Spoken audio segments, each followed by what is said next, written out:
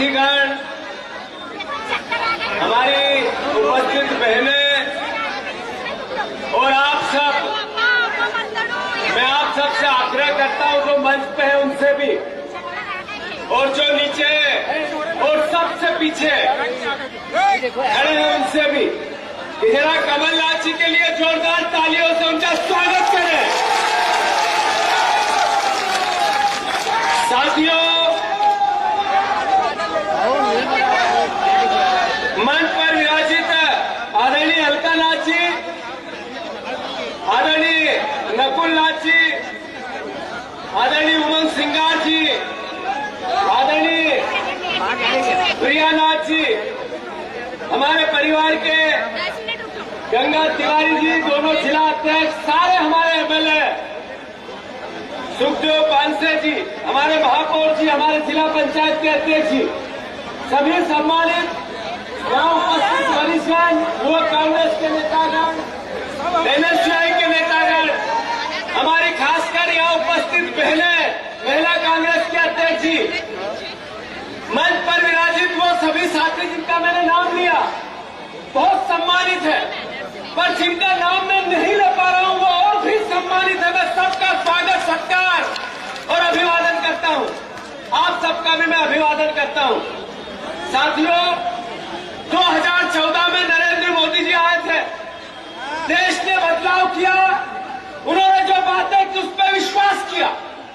2023 इस साल की भारतीय जनता पार्टी का चुनाव हुआ, प्रदेश के लोगों ने उन्होंने भी जो कहा फिर से विश्वास किया। 2014 में 2 करोड़ रोजगार की बात कही थी, मिले क्या? 2014 में काले धन और 15-15 लाख की बात कही थी, आपके घरों में 15-15 लाख आए क्या? 2014 में नरेंद्र मोदी जी ने कहा था मैं किसानों की आय दुगनी करूंगा, हुई क्या? 2014 में एमएसपी किसानों को मिनिमम सपोर्ट प्राइस देने की बात कही थी, हुई क्या? फिर 2023 के रिसेंट चुनाव हुए, शिवराज जी के नेतृत्व में हुए, हमारे नेता कमलनाथ जी थे, बहनों को कहा गया 3000 रुपए देंगे, जैसे ही चुनाव हुआ मिले क्या? तो आप लोग चुप रहो, मैं बहनों से पूछ रहा हूँ 3000 रुपए मिले क्या?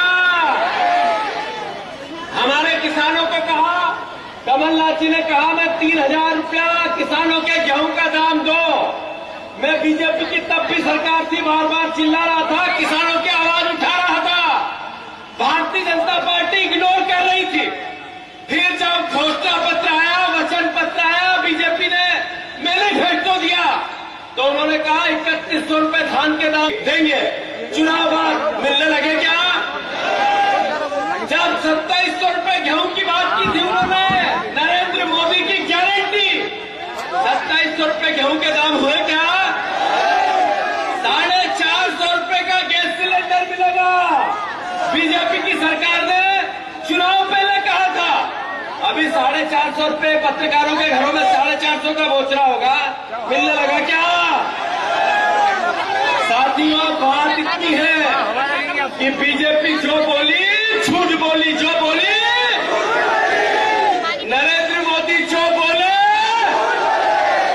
बस एक बात ध्यान रखना, छिंदवाड़ा और कमलनाथ जी, अगर पूरे देश में, पूरे भारतवर्ष में, पूरे दुनिया में छिंदवाड़ा को अगर जाना जाता है, मैं ये नहीं कह रहा हूं कि उससे पहले छिंदवाड़ा की पहचान नहीं थी, पर पिछले 40-45 साल से एक परिवार का वो व्यक्ति जो अपने बच्चों के भविष्य के लिए घर बनाता है, एक परिवार का वो व्यक्ति मुखिया जो अपने बच्चों के भविष्य के लिए दुकान, मकान, जमीन जायदाद और संपत्ति इकट्ठी करता है, कमलनाथ जी ने छिंदवाड़ा के लिए उस परिवार के बाप जैसा काम किया जो अपने बच्चों के भविष्य के लिए तड़पता है।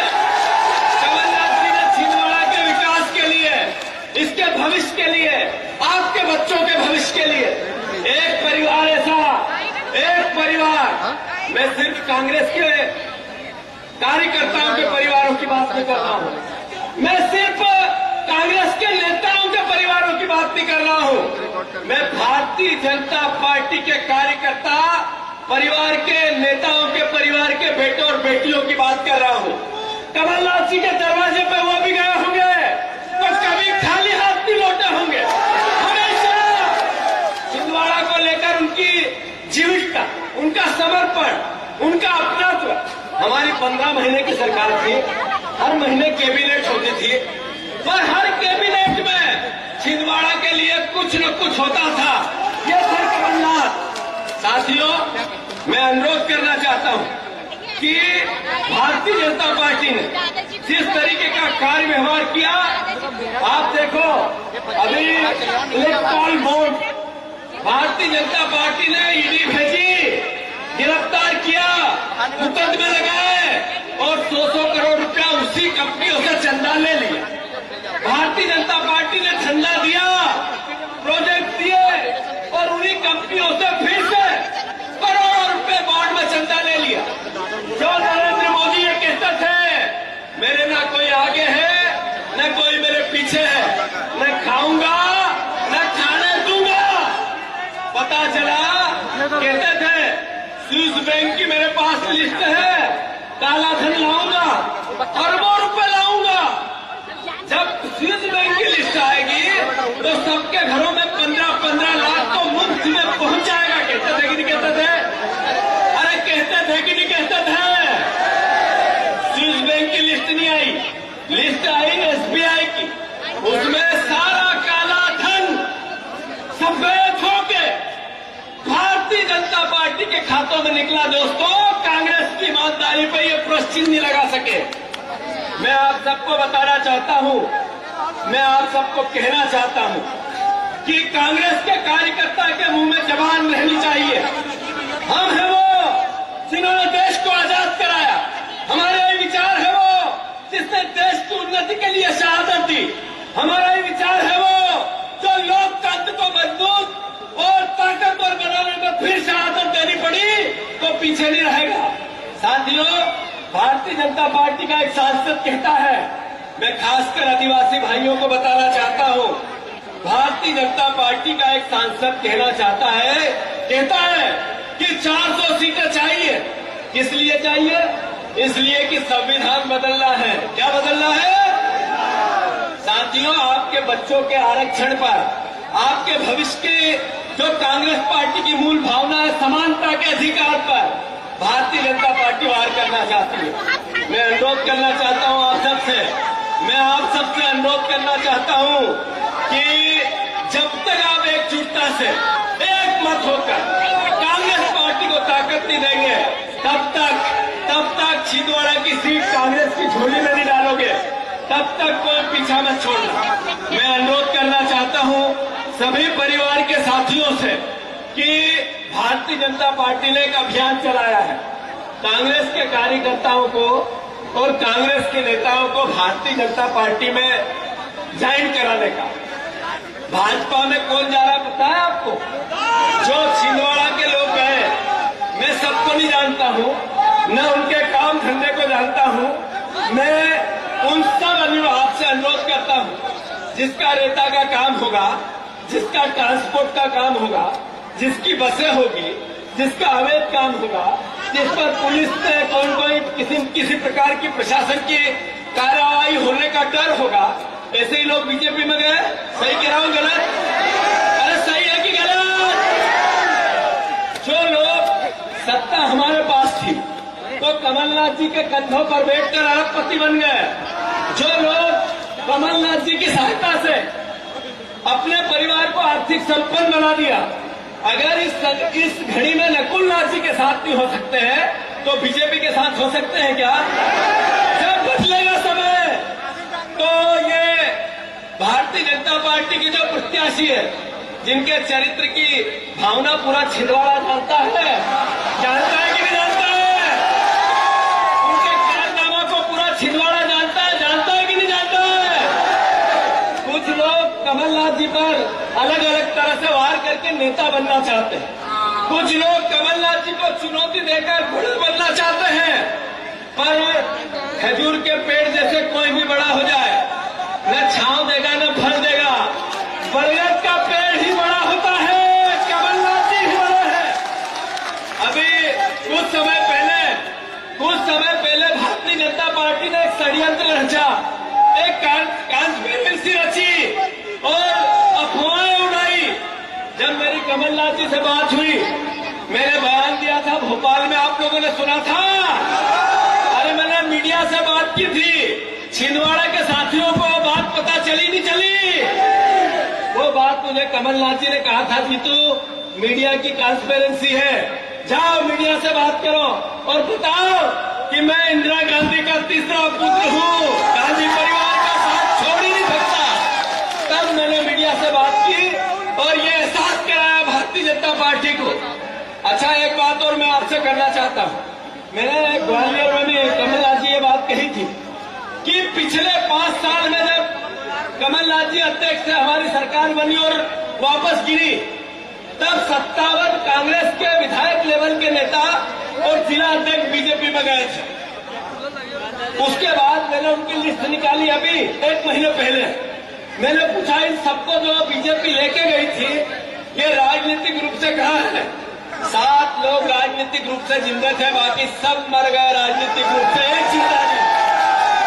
तो जो लोग राजनीति के कंधों पर बैठकर, कांग्रेस के विचार पर बैठकर, कांग्रेस से ताकत लेकर, कांग्रेस से समृद्ध होकर भारतीय जनता पार्टी में गए हैं, ये थोड़े दिन के, 2 दिन के, 3 दिन अखबारों में एक दिन आया होगा, उसके बाद कभी देखा आपने?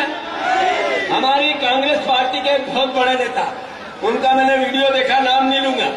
पहले दिन तो अखबारों की सुर्खियां फ्रंट पेज, और तीसरे दिन फिर उधर पीछे खड़े नहीं हूं करके मेरा फोटो आ जा। तो ये एहसास क्या कराता कि भारतीय जनता पार्टी सिर्फ मतलब के लिए, परसेप्शन के लिए केवल आप लोगों को, कांग्रेस के कार्यकर्ताओं को ठगना चाहती है। मैं अनुरोध करना चाहता हूं पूरे प्रदेश के कार्यकर्ताओं को, कमलनाथ जी यहां उपस्थित हैं, कांग्रेस का ये छिंदवाड़ा की पावन भूमि, ताकत से, हर जोर जुर्म की टक्कर से इन भारतीय जनता पार्टी को मुंह तोड़ जवाब तभी मिलेगा, तब छिंदवाड़ा की सीट प्रचंड बहुमत से कांग्रेस जीतेगी कि नहीं जीतेगी?